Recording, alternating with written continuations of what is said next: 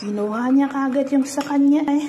Takot makuha na ng camera. Akala mo naman. Ibibenta. Almusal namin yan ni Amo.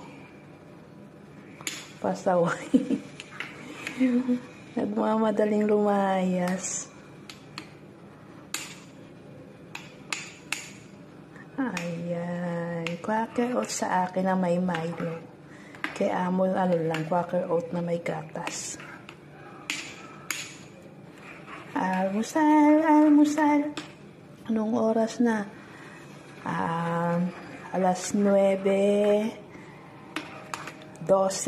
Tama ba yung pagkakasabi ko? 9:12 na ng umaga. Ngayon pa lang tayo mag-aalmusal. Ayan. Gusto ko sa Quaker oat yung lutong-luto.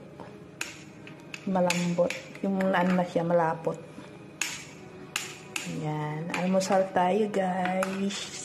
Pagtapos nito, inom tayo ng gamot.